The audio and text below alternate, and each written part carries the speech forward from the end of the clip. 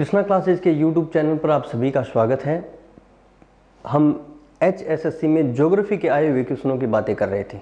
मैंने पिछली वीडियो में आपको जो हरियाणा पुलिस SI में क्वेश्चन आए थे उन क्वेश्चनों पे हमने डिस्कस किया था। आज जो हमारा टॉपिक है वही है।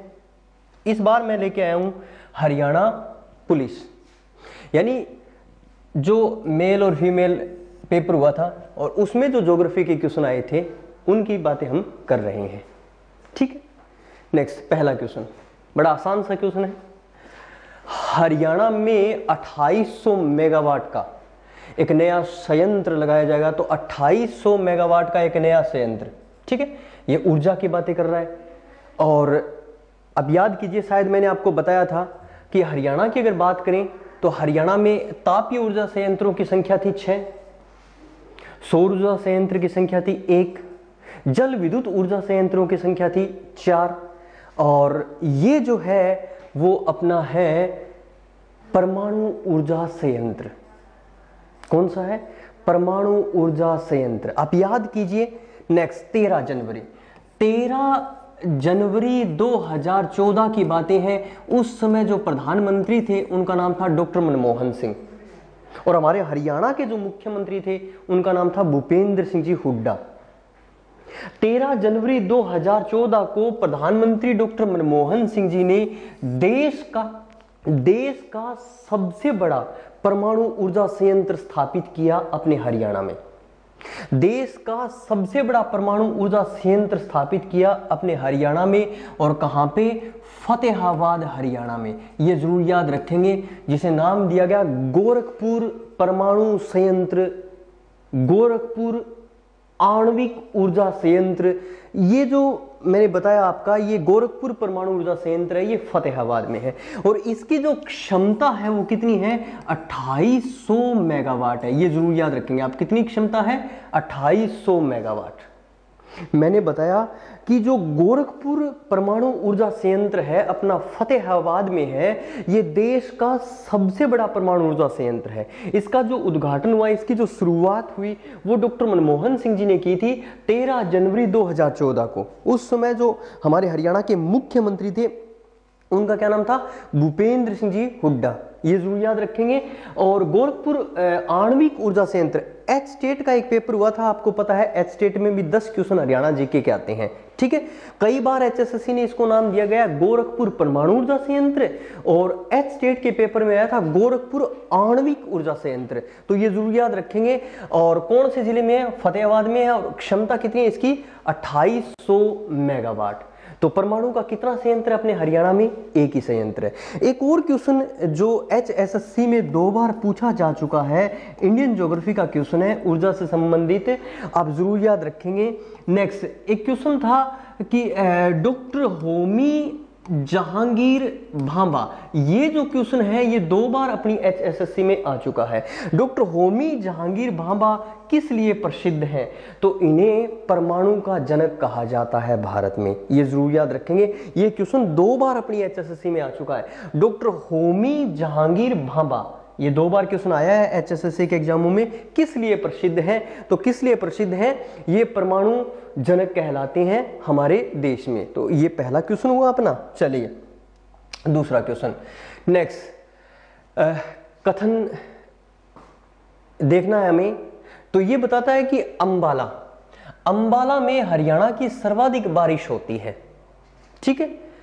1 मिनट, अकॉर्डिंग HSSC चल रहा हूं मैं, हरियाणा जीके के अनुसार चल रहा हूं, HSSC के अनुसार चल रहा हूं। पहले ये क्वेश्चन छोड़ दीजिए, कुछ क्वेश्चन डिस्कस करते हैं, ठीक है। आप ध्यान दीजिए, हरियाणा की अगर बात करें तो हरियाणा का कुछ इस तरह से कहा जाता है कि 40 से लेकर 60 सेंटीमीटर वार्षिक वर्षा हरियाणा में होती है। कितनी? 40 से लेकर 60 सेंटीमीटर वार्षिक वर्षा हरियाणा में होती है। ये क्वेश्चन HSSC में आया हुआ है। फिर क्वेश्चन 2 बनते हैं यहां से कि हरियाणा के किस जिले में सबसे ज्यादा बारिश होती है? तो ये जरूर याद रखेंगे, हरियाणा में जो सबसे ज्यादा बारिश होती है वो कहां पे होती है भाई? अंबाला में। और जो सबसे कम बारिश होती है हरियाणा में, HSSC बताती है कि सबसे कम बारिश कहां पे होती है? सिरसा में।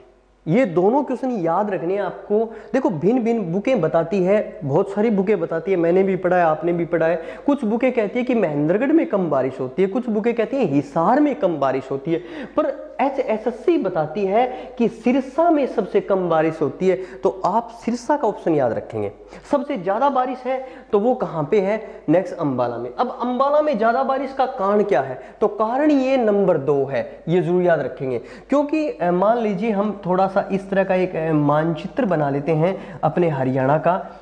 माना कि ये हरियाणा हमने बना लिया, तो हरियाणा का जो ये वाली दिशा है, उत्तरी दिशा है, यहाँ पे हमें एक पहाड़ी मिलती है और उस पहाड़ी का नाम है शिवालिका की पहाड़ी। कौन सी पहाड़ी भाई? शिवालिका की पहाड़ी है। और इस पहाड़ी की वजह से जो सबसे ज्यादा बारिश हो रही है वो हमारे इसी भाग में हो रही है। इसी भाग में मतलब अंबाला में, पंचकुला में, इन जिलों में ज्यादा बारिश हो रही है। ठीक है, अब नेक्स्ट, क्या ये 1 और 2 ये दोनों कथन सही है? हाँ, ये दोनों कथन सही तो है, मगर जो है ना 2 1 की व्याख्या कर रहा है, तो इसका जो ऑप्शन होगा वो कौन सा हो जाएगा? ए ऑप्शन आपको करना है। ये प्रश्न भी हमारे हरियाणा पुलिस के पेपर में आया था। एक बार मैं फिर बता देता हूं, हरियाणा में वार्षिक वर्षा होती है कितनी? 40 से लेकर 60 सेंटीमीटर तक। अब एक मैं क्वेश्चन और थोड़ा सा इसको और वाइड करूं, तो जो ये हरियाणा का शिवालिका क्षेत्र है, ये हरियाणा का शिवालिका क्षेत्र है, कहते हैं कि इस क्षेत्र में 110 सेंटीमीटर वार्षिक वर्षा हो जाती है,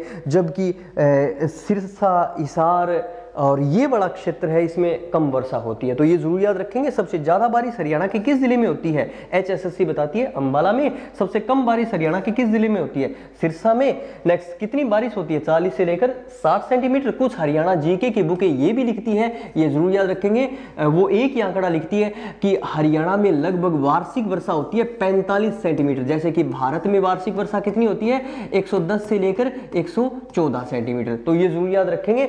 HSSC ये क्वेश्चन आया था और HSSC ने ये सही किया, ये सारे क्वेश्चन सही है और ये सही उत्तर छांटिए। तो हमने देख लिया भाई, हाँ अंबाला में ज्यादा बारिश होती है, मगर कारण क्या है? क्योंकि अंबाला के चारों ओर शिवालिका की पहाड़ियां हैं, इस वजह से अंबाला में सर्वाधिक बारिश होती है। ये जरूर याद रखेंगे। चलिए उसके बाद में चलिए आगे। नेक्स्ट, इनमें से एक वन्य जीव अभ्यारण्य की बातें कर रहा है जो दिल्ली पर्वत श्रेणी में आता है। ये क्वेश्चन भी आपके हरियाणा पुलिस के पेपर में आया था, थोड़ा सा देख लेते हैं, हमें पता चल जाएगा। भिंडावास वन्य जीव अभ्यारण्य अपना झज्जर में है, फिर उसके बाद में नाहर वन्य में है, और अबूबसैर वन्य जीव अभ्यारण्य अपना सिरसा में है। कल मेरी पिछली कक्षा जो वीडियो है वो देखेंगे आप, मैंने बताया था हरियाणा में कितने नेशनल पार्क हैं? 2। हरियाणा में कितने वन्य जीव अभ्यारण्य हैं? 8। हरियाणा में कितने वन आरक्षित क्षेत्र हैं? 2। तो मैंने यहाँ पे 2 नाम बताए थे आपको, सुल्तानपुर राष्ट्रीय उद्यान बताया था और एक कालेसर राष्ट्रीय उद्यान बताया था। सुल्तानपुर राष्ट्रीय उद्यान मैंने गुड़गांव में बताया था और कालेसर राष्ट्रीय उद्यान मैंने बताया था यमुनानगर में। फिर वन्य जीव अभ्यारण्य मैंने बताए थे आपको 8। अबूबसैर वन्य जीव अभ्यारण्य सिरसा में, फिर उसके बाद में छिलछिला वन्य जीव अभ्यारण्य कुरुक्षेत्र में, फिर उसके बाद में चलिए भिंडावास वन्य जीव अभ्यारण्य झज्जर में, फिर कहरपवास वन्य जीव अभ्यारण्य झज्जर में, फिर नाहर वन्य जीव अभ्यारण्य रेवाड़ी में, और फिर आगे चलिए आपका बात करें तो खोल ही रहतान वन्य जीव अभ्यारण्य पंचकुला में, और उसके बाद में चलिए वीर शिकारगढ़ वन्य जीव अभ्यारण्य पंचकुला में। और मैंने आपको बताया था कि कालेसर के नाम से एक नेशनल पार्क है और एक वन्य जीव अभ्यारण्य है, तो वो कहां पे? अपना नेक्स्ट यमुनानगर में। तो 8 वन्य जीव अभ्यारण्य। फिर उसके बाद में 2 वन आरक्षी क्षेत्र है, एक सरस्वती वन आरक्षी क्षेत्र है अपना कैथल में, और एक वीर वारा वन आरक्षी क्षेत्र है अपना जींद में। तो वन आरक्षी क्षेत्र कितनी है? 2। वन्य जीव अभ्यारण्य कितने हैं? 8। नेशनल पार्क कितने हैं? 2। उसके बाद में ये कहता है कि दिल्ली पर्वत श्रेणी, तो अपना मैंने बताया जैसे भिंडावास मैंने बताया आपको कहां पे है? झज्जर में है। फिर मैंने बताया नाहर वन्य जीव अभ्यारण्य कहां पे है? अपना रेवाड़ी में है, और अबूबसैर कहां पे है? सिरसा में। तो इस क्वेश्चन का आंसर क्या हो जाएगा? अपना बी ऑप्शन हो जाएगा। ये जरूर याद रखेंगे। चलिए आगे, ये दिल्ली में है तो ये क्वेश्चन बन जाएगा। ठीक है, हरियाणा में ऊर्जा उत्पादन हेतु उत्तरदायी है, तो हरियाणा में ऊर्जा उत्पादन हेतु उत्तरदायी है। ये क्वेश्चन बड़ा अच्छा क्वेश्चन, और ये आप याद रखेंगे। जब भी हम ऊर्जा की बातें करते हैं तो हमें याद आते हैं विकास पुरुष चौधरी बंसीलाल। बंसीलाल जी ने इस क्षेत्र में कार्य किया था, आप याद कीजिए। Next, Haryana power generation corporation limited, HPGCL जो ऊर्जा से संबंधित कार्य कर रहा है वो ये कर रहा है, ठीक है। हरियाणा ऊर्जा उत्पादन कॉर्पोरेशन लिमिटेड, ये जरूर याद रखेंगे, Haryana power generation corporation limited, HPGCL, HPGCL। आप याद कीजिए 17 मार्च 1997 को हरियाणा विकास पार्टी की सरकार या चौधरी बंसीलाल जी ने इसका गठन किया था। कब? 17 मार्च 1997 को, जब हरियाणा विकास पार्टी की सरकार बनी थी। बंसीलाल जी हमारे हरियाणा के चौथी बार मुख्यमंत्री बने थे, उस समय इन्होंने HPGCL की स्थापना की थी, ये जरूर याद रखेंगे। और मैं नवीनतम आंकड़े लेके आऊं, नवीनतम आंकड़ों के अनुसार अगर मैं बताऊं 1 जुलाई 2016 नवीनतम आंकड़ों के अनुसार देखें तो आज हरियाणा में जो ऊर्जा प्रकार्य किया जा रहा है तो हरियाणा कर रहा है 4850 मेगावाट ऊर्जा प्रकार्य कर रहा है, ये जरूर याद रखेंगे। ये नवीनतम आंकड़ा है भाई ऊर्जा का। आज Haryana power generation corporation limited HPGCL next Haryana में कितनी ऊर्जा प्राप्त करवा रहा है? तो 4850 मेगावाट, 4850 मेगावाट। ये जो आंकड़ा है वो कितनी डेट का है भाई? 1 जुलाई 2016 का है। और HPGCL के चेयरमैन के रूप में जो आज के दिन कार्य कर रहे हैं, ये जरूर याद रखेंगे, क्या पता पूछ रहे हमसे। HPGCL के चेयरमैन के रूप में जो आजकल कार्य कर रहे हैं वो है त्रिलोक चंद्र गुप्ता, ये जरूर याद रखेंगे। त्रिलोक चंद्र गुप्ता वर्तमान में HPGCL के अध्यक्ष हैं, ये जरूर याद रखेंगे। तो इस तरह का क्वेश्चन HSSC में पूछा जा सकता है कि हरियाणा में ऊर्जा उत्पादन हेतु उत्तरदायी है तो कौन है? Haryana power generation corporation limited, यानी हरियाणा ऊर्जा उत्पादन कॉर्पोरेशन लिमिटेड। इसके गठन HPGCL का गठन कब हुआ? 17 मार्च 1997 को। किसने गठन किया? चौधरी बंसीलाल जी ने, ठीक है। और आज ये हमें कितनी ऊर्जा उत्पादन करवा रहा है या कितनी ऊर्जा मिल रही है? ये हरियाणा को दे रहा है तो कितनी? 4850 मेगावाट ऊर्जा पर ये कार्य कर रहा है, ये जरूर याद रखेंगे। अच्छा क्वेश्चन है, ये हमसे पूछा गया था हरियाणा पुलिस के पेपर में। चलिए आगे चलते हैं।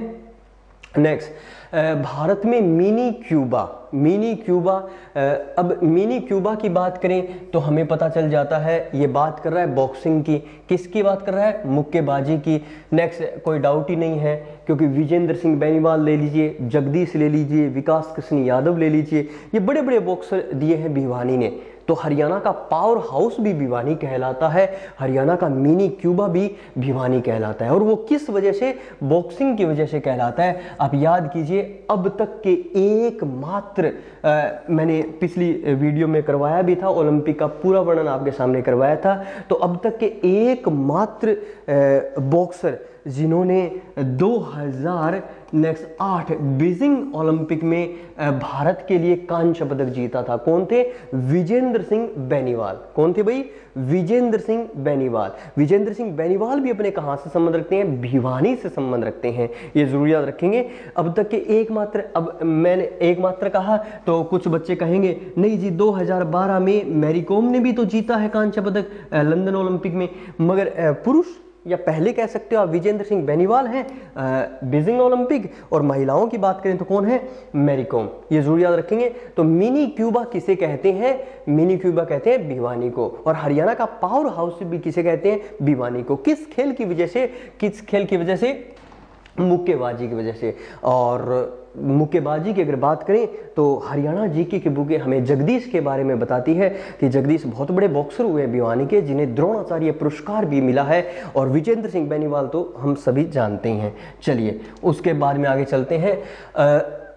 2011, एक तो मैं बता दूं ये आंकड़े थोड़े दिन बाद अपने नए आ जाएंगे, 2021 के आ जाएंगे, मगर इस पेपर के अनुसार देखें तो ये 2011 की बातें कर रहा है। 2011 के अनुसार हरियाणा में भारत की कितनी % जनसंख्या है? भारत की कितनी %? ठीक है, अब एक छोटा सा मानचित्र हम बनाते हैं भारत, और वो बात कर रहा है 2011 की बातें कर रहा है। कब की बातें कर रहा है? 2011। दोस्तों 2011 की अगर मैं बात करूं तो आप ध्यान दीजिए, 2011 में भारत के 7 केंद्र शासित प्रदेश और 640 जिले शामिल किए गए थे 2011 जनगणना में, ये जरूर याद रखेंगे। 121 करोड़ 7,26,935 बंदे बताए गए थे पूरे भारत में। कितने थे? 121 करोड़ 7,26,935 बंदे। यानी भारत में 2011 के अनुसार 121 करोड़ व्यक्ति थे। कितने व्यक्ति थे? 121 करोड़ व्यक्ति थे भारत में 2011 के अनुसार। तो ये जरूर याद रखेंगे आप। क्लियर? फिर उसके बाद में चलें तो ये क्वेश्चन हमसे क्या बताता है? ये क्वेश्चन कहता है कि नेक्स्ट भारत की कितनी % जनसंख्या हरियाणा में है? तो हरियाणा की बात करूं तो मैं 2011 में हरियाणा में 2,53,51,462 व्यक्तियों की संख्या बताई गई। अब जरूर याद रखेंगे, कुछ राइटर हैं वो इसको लिखते हैं 2,53,53,081 व्यक्ति। देखो, हाँ मैं भी यही बताता था, मगर हरियाणा HSSC में 2 बार ये क्वेश्चन आया है, हरियाणा में व्यक्तियों की संख्या कितनी है? तो HSSC ने हर बार 2,53,51,462 ये आंकड़ा सही किया है। तो यही आंकड़ा हम मानेंगे भाई, ये आंकड़ा हम छोड़ देंगे। हाँ, बुकों में लिख रखा है कुछ राइटरों ने 2,53,53,081, पर ये नहीं भाई, अब ये नहीं, आपको 51,462 वाला आंकड़ा याद रखना है। तो इस तरह से ये क्वेश्चन आपका बन जाएगा। ठीक है, अब कितनी %? ये 121 करोड़ है और ये 2,53,53,, तो कितनी हो गई? 2.09%। यानी पूरे भारत की 2% जनसंख्या, पूरे भारत की 2% जनसंख्या कहां पे निवास करती है? हरियाणा में। ठीक है, 2011 के अनुसार हरियाणा की जनसंख्या की बात कर रहा है कि कितना % है? तो 13%, 10%, 5%, मैंने बताया कितना? 2.09%, यानी 2% वाला आंकड़ा हो जाएगा। और 2011 के अनुसार अगर मैं बात करूं तो हरियाणा के कितने जिले नेक्स्ट उस जनगणना में शामिल किए गए थे? 21, जबकि पूरे भारत के कितने जिले थे? 640। ये जरूर याद रखेंगे आप, ये 2011 की बातें कर रहा है। और 2011 के अनुसार हरियाणा का कौन सा नंबर आया था जनसंख्या की दृष्टि से? कौन सा नंबर आया था? 17वां नंबर आया था। मगर ये जरूर याद रखेंगे, तेलंगाना का गठन हो गया 2 जून 2014 को, एक नया राज्य बन गया जो भारत का 29वां राज्य था, तेलंगाना। तेलंगाना गठन के बाद जनसंख्या की दृष्टि से हरियाणा का भारत में कौन सा स्थान है? तेलंगाना गठन के बाद नेक्स्ट जनसंख्या की दृष्टि से हरियाणा का भारत में कौन सा स्थान है? तो 18वां स्थान है। ये जरूर याद रखेंगे। ठीक है, 2011 के अनुसार कितनी %? 2%। भारत में कितने व्यक्ति बताए मैंने? 121 करोड़ 7,26,935 व्यक्ति। और नेक्स्ट हरियाणा में कितने व्यक्ति बताए मैंने? 2,53,51,462 व्यक्ति। कितना % हुआ? 2.09%। ठीक है, और नेक्स्ट कौन सी पोजीशन थी हरियाणा की भारत में? 17वीं पोजीशन थी 2011। मगर जैसे ही 2 जून 2014 को तेलंगाना बना तो अब हमारी कौन सी पोजीशन हो गई? HSSC में आ जाए तो आप कौन सी पोजीशन सही करोगे? 18वीं पोजीशन आपको सही करनी है। बड़ा अच्छा क्वेश्चन था और ये आया था हरियाणा पुलिस के पेपर में, ज्योग्राफी का क्वेश्चन। ठीक है, कुल खाद्यान्न के उत्पादन में नेक्स्ट सर्वाधिक फसल में हरियाणा। हम सभी को पता है हरियाणा में सबसे ज्यादा कौन सी फसल होती है? तो गेहूं सबसे ज्यादा होता है। ये जरूर याद रखेंगे। धान हो गया, मक्का हो गया, दालें हो गई, इन चारों में देखें तो हरियाणा में सबसे ज्यादा कौन सी फसल हो रही है? वो गेहूं। अब 2 क्वेश्चन मैं बता रहा हूं, ध्यान दीजिए। ये क्वेश्चन अपनी HSSC में आए हुए हैं कि हरियाणा सबसे ज्यादा उत्पादन करता है। अभी याद रखेंगे, ये इकोनॉमिक्स के क्वेश्चन है, अर्थशास्त्र के टीचर से आप पूछेंगे तो वो थोड़ा अच्छा बताएंगे कि हरियाणा सबसे ज्यादा उत्पादन करता है। नेक्स्ट जितनी भी फसलें हैं उनमें सबसे ज्यादा उत्पादन कर रहा है। किस चीज का उत्पादन कर रहा है? गेहूं का। और हरियाणा सबसे बड़ा उत्पादक राज्य है किस चीज का? गन्ने का, गन्ना। ये जरूर याद रखेंगे। हरियाणा सबसे, एक मिनट, ठीक है, हरियाणा सबसे ज्यादा उत्पादन कर रहा है। हरियाणा में जितनी भी फसलें होती हैं, तो सबसे ज्यादा फसल कौन सी हो रही है हरियाणा में? गेहूं। मगर हरियाणा सबसे बड़ा उत्पादक राज्य है किस चीज का? गन्ने का। गन्ना हरियाणा में उत्पादक का मतलब इकोनॉमिक्स के टीचर हमें बताते हैं कि प्रति सी होती है? नेक्स्ट गन्ना। गन्ना हरियाणा के किस जिले में सबसे ज्यादा होता है? तो कोई डाउट ही नहीं है, यमुनानगर से ही करते हैं हम, ठीक है। किस जिले में सबसे ज्यादा गन्ना होता है? यमुनानगर में। और गेहूं सबसे ज्यादा कहां पे होता है? तो हमें पता ही है, हरियाणा के किस जिले में सबसे ज्यादा गेहूं होता है? नेक्स्ट सिरसा में। ये जरूर याद रखेंगे। मैंने 2 क्वेश्चन बताए आपको कि हरियाणा सबसे ज्यादा उत्पादन करता है, यानी हरियाणा में सबसे जितनी भी फसलें हैं उनमें सबसे ज्यादा कौन सी फसल हो रही है? नेक्स्ट गेहूं। गेहूं सबसे ज्यादा कहां पे हो रही है? सिरसा में सबसे ज्यादा गेहूं हो रही है। और हरियाणा सबसे बड़ा उत्पादक राज्य है, यानी प्रति हेक्टेयर में सबसे ज्यादा फसल कौन सी हो रही है? गन्ना। और गन्ना सबसे ज्यादा कहां पे हो रहा है? नेक्स्ट यमुनानगर में। ये जरूर याद रखेंगे। यहां से भी क्वेश्चन हमारी HSSC में बने हुए हैं और इस क्वेश्चन का तो आंसर हो जाएगा गेहूं हो जाएगा। इसीलिए कुछ हरियाणा जीके के राइटरों ने लिख भी रखा है, हरियाणा को गेहूं की कटोरी भी कहा जाता है। जैसे धान का कटोरा आपने पढ़ा है, चावल का कटोरा आपने पढ़ा है, इस तरह से ये जरूर याद रखेंगे, हरियाणा को गेहूं की कटोरी भी कहा जाता है। धान की बात करें और चावल की बात करें, ध्यान दीजिए, चावल सबसे ज्यादा हरियाणा के किस जिले में होता है? कोई डाउट ही नहीं है, करनाल है, ठीक है। हरियाणा में जो चावल सबसे ज्यादा होता है वो किस जिले में होता है? कोई डाउट ही नहीं है, करनाल। इसीलिए चावल का कटोरा किसे कहते हैं? इसीलिए चावल का कटोरा कहते हैं, नेक्स्ट करनाल को कहते हैं। मगर एक क्वेश्चन आया था, अभी एक एग्जाम है जो हमारा भिवानी बोर्ड लेता है, उस एग्जाम का नाम है H-टेट, और शायद हुड्डा साहब ने जब शुरू किया था तो ये स्टेट के नाम से शुरू हुआ था। मैं पुराने पेपर पढ़ रहा था, उस समय मेरे पास आया था एक क्वेश्चन आया था, उस पेपर में क्वेश्चन आया था धान का कटोरा। तो भिवानी बोर्ड ने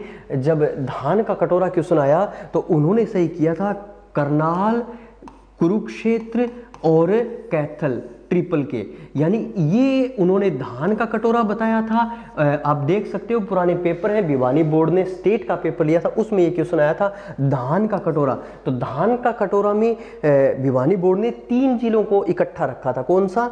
करनाल, कैथल, कुरुक्षेत्र।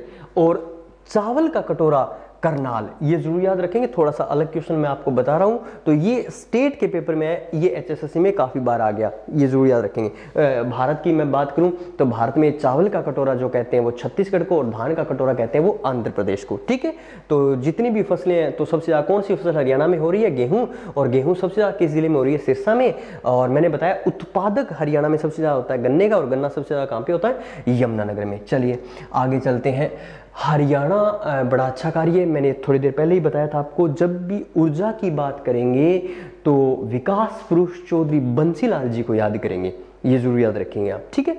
क्योंकि इसीलिए ऊर्जा के क्षेत्र में जितना भी कार्य है वो महत्वपूर्ण कार्य बंसीलाल जी ने किया है, ठीक है। हरियाणा में हर गांव में बिजली पहुंचाने का कार्य, ये देखिए हर गांव में बिजली पहुंचाने का कार्य, और भारत का पहला राज्य बन गया हरियाणा। ये कार्य किया था बंसीलाल जी ने 1970 में। आप याद कीजिए, शायद 29 नवंबर 1970 की बातें थी, ये जरूर याद रखेंगे आप, ठीक है। हरियाणा देश का पहला राज्य बना जिसने हर गांव में बिजली पहुंचाई। कब बना? 29 नवंबर 1970 को। मैं हरियाणा जीके की एक बुक पढ़ रहा था, नेक्स्ट उस बुक में एक क्वेश्चन और लिख रखा था, वो भी मैं डिस्कस कर रहा हूँ, थोड़ा सा देख लेना, अगर सही है तो ठीक है, वरना फिर आप छोड़ देना। और तो मैं क्या बताऊं, क्वेश्चन आया था, एक हरियाणा जीके की बुक पढ़ रहा था मैं छोटी सी, नेक्स्ट उसमें लिख रखा था कि जब हरियाणा देश का पहला राज्य बना, जब हर गांव में बिजली पहुंचाई, उस समय हरियाणा में गांवों की संख्या, नेक्स्ट आप याद कीजिए, मैं प्रेजेंट टाइम की बात करूं तो 6841 गांव हैं हरियाणा में। कितने गांव हैं? 6841। आज हरियाणा में कितने गांव हैं? 6841। मैं उस बुक में पढ़ रहा था तो उन्होंने बताया कि 29 नवंबर 1970 को जब हरियाणा देश का पहला राज्य बना था जिसने हर गांव में बिजली पहुंचाई थी, उस समय 6733 गांव उस बुक में लिख रखे थे। तो अगर कोई क्वेश्चन बन जाए तो आप थोड़ा सा याद रख लेंगे, ठीक है। और मैंने बताया कि सोचने वाली कोई बात ही नहीं है, उसमें जो मुख्यमंत्री थे वो विकास पुरुष चौधरी बंसीलाल जी थे, और देश के प्रधानमंत्री थे उसमें तो माननीय महोदया इंदिरा गांधी जी थी। तो डेट कितनी थी? 29 नवंबर 1970 को। और हरियाणा देश का पहला वो राज्य बन गया जिसने हर गांव में बिजली पहुंचाई, हर गांव में बिजली। तो बड़ा अच्छा क्वेश्चन है, ये जरूर याद रखेंगे। चलिए आगे चलते हैं। शिवालिका की पहाड़ियाँ हरियाणा, एक मिनट, ये मैं क्वेश्चन पिछले कक्षा में भी मैंने डिस्कस किया था, एक बार फिर डिस्कस कर लेता हूँ, थोड़ा सा ध्यान से देखिए।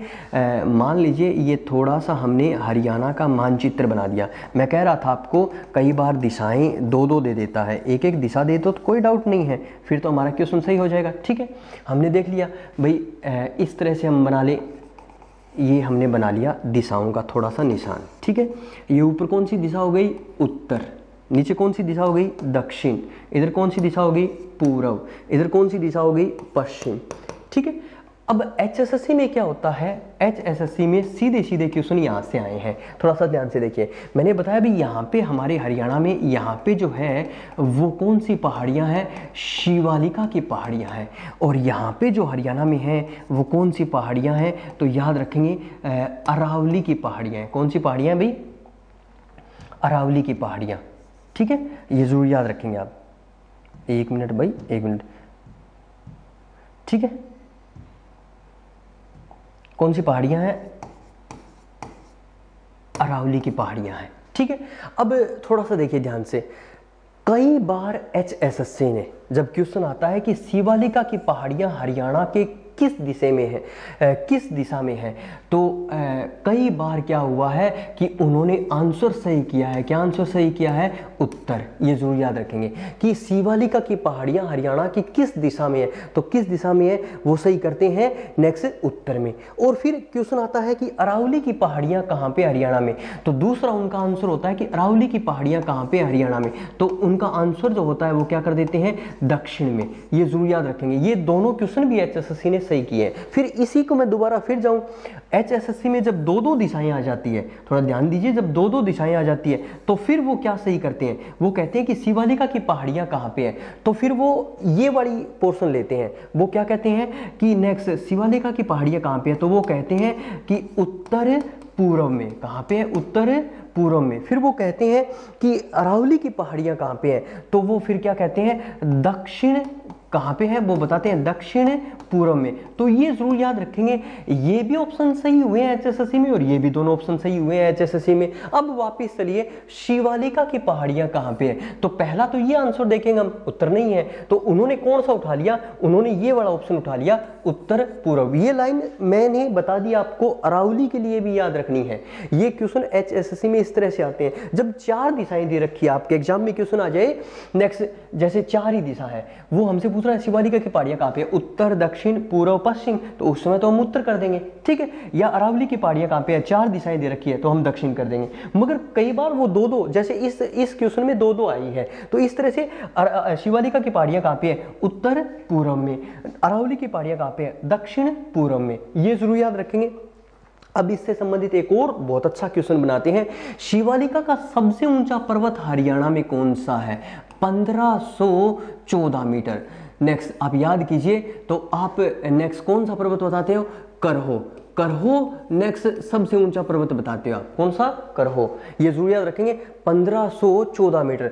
नेक्स्ट 1514 मीटर, ये मोरनी हिल्स बोलते हैं इसे, पहाड़ों की रानी बोलते हैं इसे, और ये हमारे हरियाणा के किस जिले में है, तो जिला बताते हैं पंचकुला। ठीक है, अब अरावली का सबसे ऊंचा पर्वत कौन सा है हमारे हरियाणा में, अरावली का सबसे ऊंचा पर्वत हम बताते हैं, तो आप याद कीजिए डोसी पर्वत। कौन सा पर्वत, डोसी पर्वत, जिसकी ऊंचाई है 652 मीटर। कितनी ऊंचाई है, 652 मीटर। ये जरूर याद रखेंगे आप। ठीक है, मैंने दो क्वेश्चन बताए आपको। ठीक है, शिवालिका का सबसे ऊंचा पर्वत कौन सा है हमारे हरियाणा में, करहो। करहो की ऊंचाई कितनी है, 1514 मीटर। करहो है किस जिले में, नेक्स्ट करहो है पंचकुला में। ठीक है, फिर अरावली का सबसे ऊंचा पर्वत हरियाणा में कौन सा है, हरियाणा में कौन सा है, तो आपने बताया डोसी पर्वत। डोसी पर्वत है किस जिले में सर, तो ये महेंद्रगढ़ में है। ऊंचाई कितनी है इसकी, 652 मीटर। अब आप देखो वो 1514, ये 652 है, तो हरियाणा की सबसे ऊंची पर्वत चोटी कौन सी है, HSSC में क्वेश्चन आया था,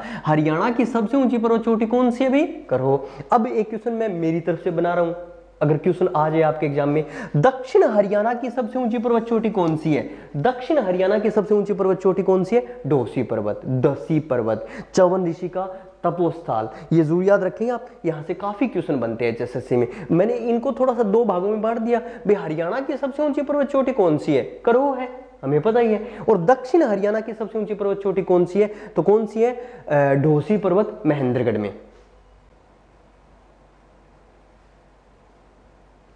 ठीक है, महेंद्रगढ़ में, ये जरूर याद रखेंगे। चलिए लास्ट क्वेश्चन है अपना नेक्स्ट, टांगरी नदी किसकी सहायक नदी है?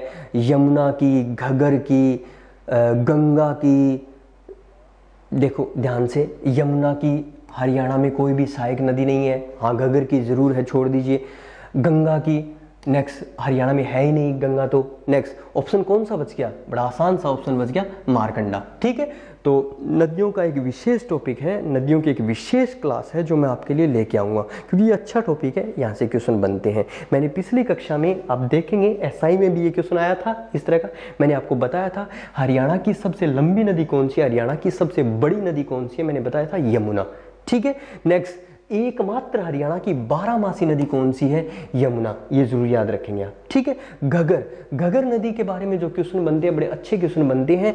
नेक्स्ट, घग्गर हरियाणा और पंजाब के बीच में बहती है, हरियाणा की सीमा पंजाब से बनाती है, जैसे यमुना हरियाणा की सीमा उत्तर प्रदेश से बना रही है, वैसे ही घग्गर हरियाणा की सीमा किससे बना रही है?